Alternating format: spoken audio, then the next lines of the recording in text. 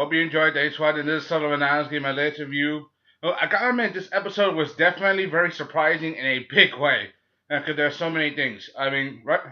Alright, let's start off. The episode is Dragon Ball Super, episode 38 right now. This episode was definitely very crazy. Alright, right now we got Vegeta versus Heat. I mean, even last week when we got like the preview for this, it was very very standoffish. Like for example, in the preview, we get to see he kicking the crap out of Vegeta, but Vegeta not doing nothing. Nothing. I mean, it was very one sided, and I gotta admit, this was very surprising in a big way. I mean, Vegeta, he could tell. I mean, Heat is so calm. We could see the Vegeta, yeah. I mean, he could tell that Heat how strong he is just by looking at him.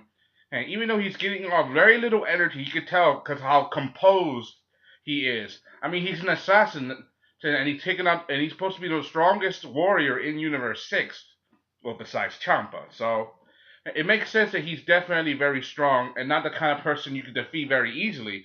But I didn't know how much, you know. I mean, so it definitely. Hey, even Beerus remembers him a little bit. If the god and you gotta understand, if the god of destruction from Universe 6 seems to remember you as well, that means you definitely know something. You're definitely a big deal. So, it's definitely very complicated.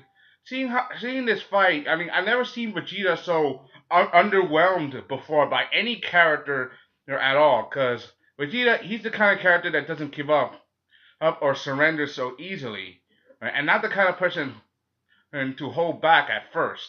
Like he measures you up, but this is the first person he's ever seen to take him on with such ease, And his abilities are far more than we expected. I mean, we saw that he took out Frost, even though people are saying Frost is a dumb character and he means nothing. So but if he took him out with just his energy, imagine what he could do with his hands, and we're seeing that. And so it's definitely very surprising. Seeing the way he moves, the amount of speed and technique that he does. Even though it looks kind of basic, we get to understand his true ability. Apparently, he has the ability to manipulate time for about like half a second or something like that. And when he does that, then he can anticipate his opponent's attack and counter with a move of his own. It's definitely very unique. Seeing how he overwhelms Vegeta, telling him to surrender and stuff like that. I mean, and I could tell that Heat is the kind of person who doesn't just fight on instinct. Like he's a natural warrior. He's not the kind of person who like just because I'm not supposed to kill you doesn't mean I won't take you down. So. And he's known in Universe as an assassin who always finds his target and wipes them out. So he's definitely a legendary hitman and bounty hunter. So I mean, and this just makes me want to go ask what's more to come from Universe 6. I want to see a little bit more. It's definitely very interesting. I gotta ask, what do you think? I mean, and seeing how overwhelmed Vegeta is. And he never gave up. He never gave up to his last end. And to his last end, it's definitely very. Hey, he went down like a warrior, fighting. Seeing how well he fought, but I also noticing how angry he got when the match was over. How angry, how his fist hit the floor. Even asked Goku, "What advice should he do?" He says, "I don't know." Oh, so good luck. And when Vegeta doesn't have anything to say about this, you definitely know you gotta be worried. However, there are some other quotes and problems in this episode. For example, one quote at the beginning of the fight when the bells ring, Monaka wakes up, and it looks like he was sleeping. Like we had no idea what the hell this character's doing. His character's supposed to be the strongest in Universe 6. I mean Universe 7. He's supposed to be the strongest of Universe.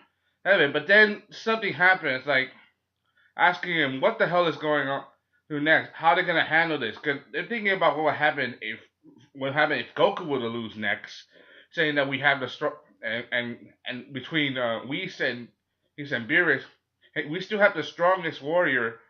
But but then Whis gives us a hint that you lied. That instead of bringing the strongest warrior, you just brought a total amateur to motivate Goku and Vegeta. I'm like, is that the real reason? I'm like, Beerus lied. I'm like, what the hell is wrong with these gods of destruction? And these guys may be, the strongest in the universe or whatever, but they're a little nuts when it comes to to them and being, like, I can't believe he would lie just to motivate people. I mean, that's kind of messed up, you know. I, yeah, so you lied about having the strongest warrior in your pocket, were the strongest warriors you had, where you could have just told the people you wanted to fight for you, they you want to trust you, and you just lied to motivate them to fight. I mean, they would have fought anyway, but now you had to lie. I'm like, that's stupid. I'm like, I know this seems like kind of a rant, but it's kind of, when you think about it, it's kind of messed up. I mean, I know you're giving them a reason to fight, right? By having someone they think is the strongest. I mean, it can explain a lot how when Monaka got punched in the face by Goku earlier, Beerus freaked out, and when Goku keeps trying to touch guy, you're like, no, no, don't touch him, and like, it's completely mind-boggling, but it kind of makes sense if it was a lie. It's kind of, very intense. I can't believe that the whole time the most boss character we thought in the Dragon Ball Z universe was just a lie, But given Beerus' track record for being a little crazy, it makes a little sense. It makes a lot of sense. You know, it's really effed up, but you think about it. Between the fight between Goku and Heat, Goku, he tries to be humble. He tries to understand and that he's not the kind of and that Heat is the kind of person you could beat so easily. But he understands that he's not some that he doesn't want, he's not gonna go easy on you. He even asked Goku, did you forget to transform? And that's true. I mean, Goku, he wants to test the strength for himself. I mean, think about it. And this guy beat a Vegeta with hardly any resistance. So even and so he wants to understand how he can handle him. I don't know. At first, it doesn't seem like it does anything, but then he starts to catch on. I mean, Goku, he may not be the smartest character in Dragon Ball Z, right, but one of the things he does, he learns by fighting. He learns through training and efforts, and so he can understand and by fighting, how like fighting is his best motivation. So he can understand.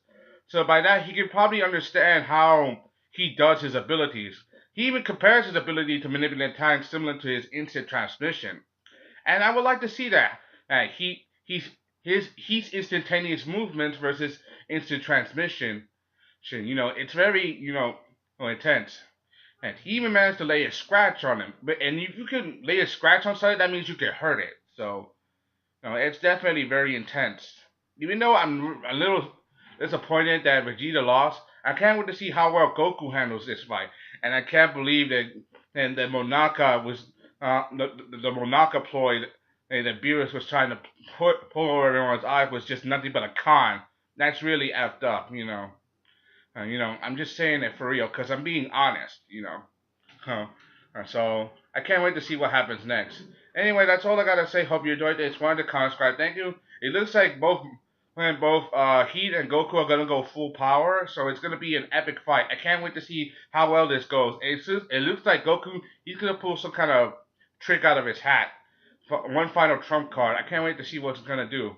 Anyway, that's all I gotta say. Hope you enjoyed. Thanks for watching. Comment, subscribe. Thank you. This is Solomon Adams. Gave my latest review on Dragon Ball Super episode 38. Hey, I liked it.